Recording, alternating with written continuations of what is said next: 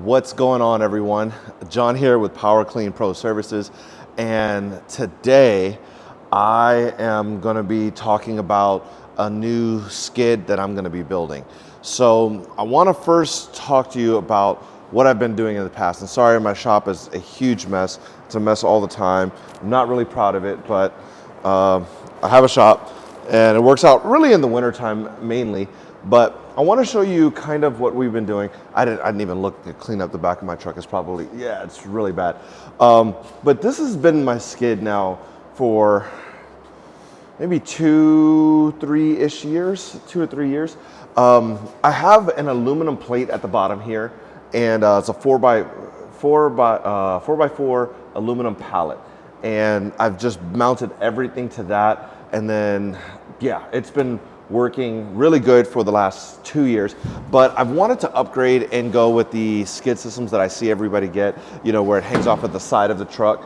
And I just, you know, I haven't made the move mainly because of the cost and the cost opportunity. This skid works really, really good, especially for the cost. You know, the skids themselves, just a blank skid can be $3,000, $4,000, $5,000, $6,000.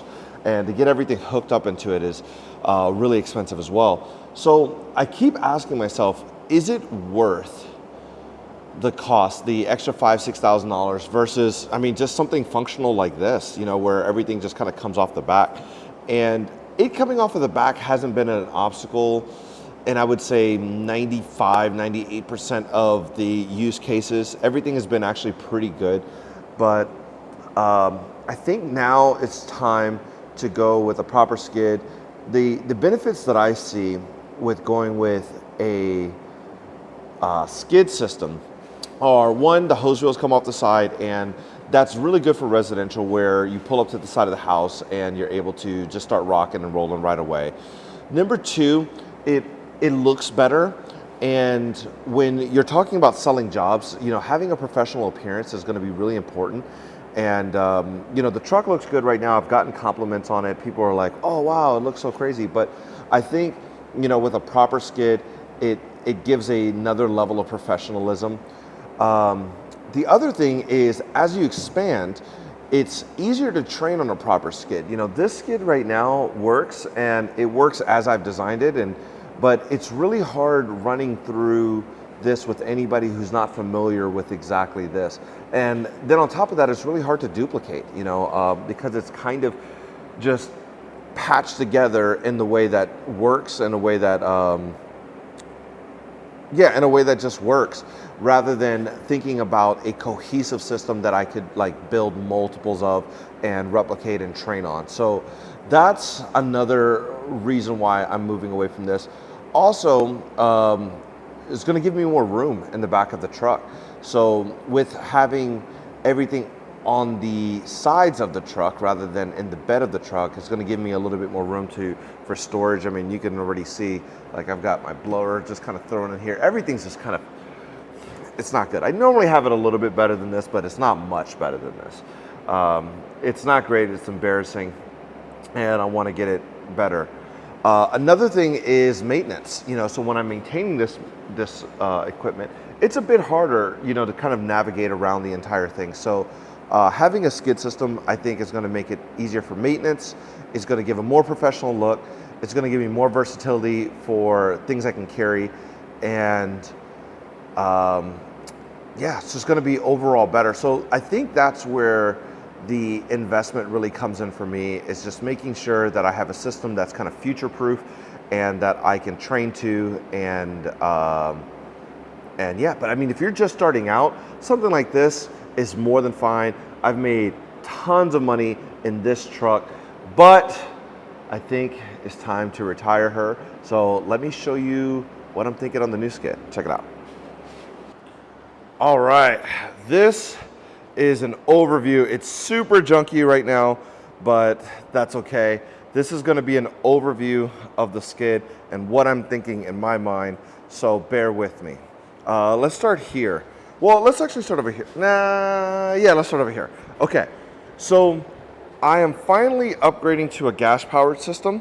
So this is the Honda GX 200, and it's an electric start, which I hate pulling cords. So I'm gonna be going with I got the electric start, and it's got the AR45 on there. I believe that's a 10 gallon a minute system, and that's gonna be my soft wash pump. I've been really reluctant into getting a gas powered system, just because I've heard about all the failures that happen and the problems and everything, but I've got a solution that I think will take care of that. Right here is gonna be where the pressure washer is gonna be mounted. So I'm gonna be pulling the pressure washer from that system because it just is a workhorse. It hasn't died on me, it's great. I think it still has quite a few years on it. So I'm gonna be taking that and just mounting that right here. So that's why there's nothing here right now. But yes, the 8 gallon a minute pressure washer is going to be mounted here. It's a belt driven system, and that's going to be that. Then this is going to be the box. It's going to be like the hub, the brain, the electrical center.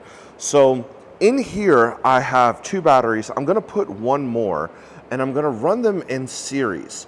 So this is going to take 3 batteries and turn them into one big battery effectively. That's what's going to happen. So in that system over there, I have individual batteries, but I've had scenarios where one battery's died and one hasn't, even though, because I forget to charge these things. So with the pressure washer, it's going to be charging the batteries. It's going to be a small trickle charge, but it's not going to be much to maintain it. I'm going to have a full-on maintainer, which you've got right here. You've got the 10 by 1. And yeah, I'm going to run these in series. And what that basically means is you can run them in series or parallel. Parallel is going to be what you use for 24 volt systems, but series is just basically, it's going to keep it 12 volts, but it's going to give me more milliamp hours. And I'm going to run 3 batteries. So this thing will just absolutely never, ever, ever, ever, ever, ever run out of battery. And that's what I want. And I know I don't have a ton, I mean, everything here runs off a battery. You've got the hose reels over there. You've got the starting of the electrical things here. But there's going to be one very important thing. I also use a 12 volt system. I've always used 12 volt, and it's been really good for me. I really love 12 volt, but I wanted the extra flow power of the 10 gallon. So I'm doing a thing. All right, let me bring you over here. So, well, let's get into this. I'm gonna come around, and I'm gonna show you how this is gonna be set up. Okay, so this is my MAD setup here that I hope it's gonna work good for everything that I'm looking. So this is gonna be the manifold, and how this is basically gonna work is we've got, oh gosh, where do I start with this thing? So we've got the water line, soap line, SH line.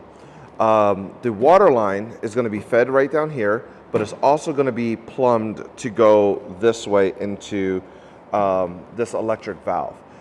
When engaged, this electric valve is going to either feed this line water or SH from here. So it's either going to feed it water from here or SH directly. Same thing with the soap valve. The soap valve is either going to be just a cut on and off with this actuator right here. So basically, the thought process is I'm going to be able to remotely turn on and off the soap and flush out this line from being on a roof or wherever I need to be. That's going to be a huge game changer for me, because this is going to allow one person to kind of just really tackle a job, no problem. And yeah, it'll be really easy. Now, it's gonna go 1 inch out to the, there's gonna be a 1 inch suction to the gas pump. But over here, I have this guy. This guy is going to go to a 12 volt pump, a 7 gallon a minute 12 volt pump.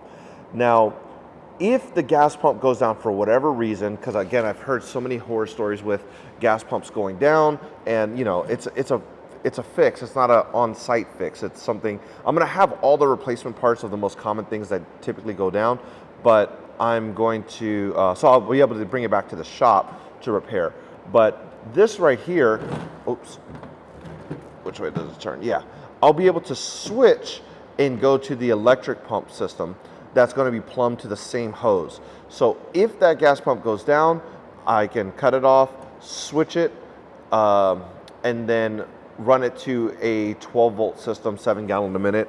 I don't know. I've heard that 7 gallons, 12-volt systems don't like to pull from 1-inch plumbing, but we will see. Right now in that truck, I have it pulling from 3/4-inch plumbing, and it seems to do fine. But we will see how it goes.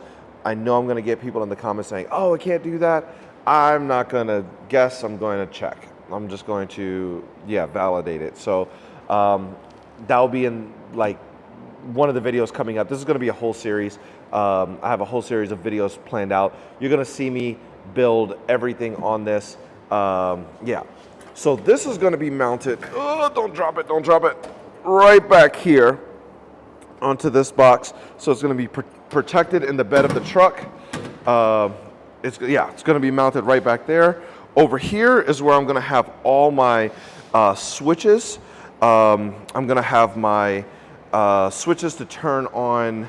Well, there's going to be a master kill switch. There's going to be a my charging port. There's going to be switches for the 12-volt pump, for the LED lights that I'm going to be installing right here or here or something like that. For each of the LED lights, and there's going to be a switch for what else? Oh, the water-fed pole pump over there that I'm going to be installing. So, big shout out to Expert Power Wash Tim for having this skid built. I ordered it, picked it up from him, and this thing, I was so impressed with how well this thing is built. It's, you look at a lot of these and they look a little flimsy and you don't have a lot of confidence in it, but like when I went there and I picked it up, I was just super shocked at how rigid it was. They do these welds and then they also put the triangle brackets on there. So it's just a lot of little details like that that I really love.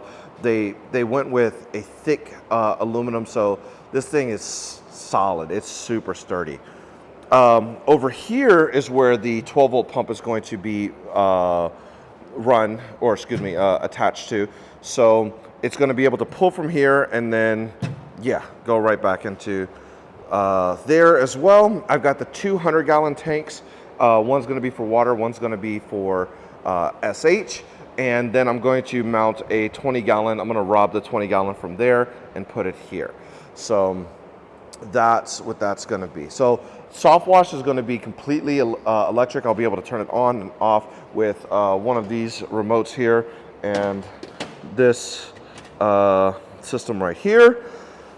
I think that's everything on this side. So let's mosey on to the other side. Got hoses. Sorry, my shop is an absolute mess. I'm getting there. Okay.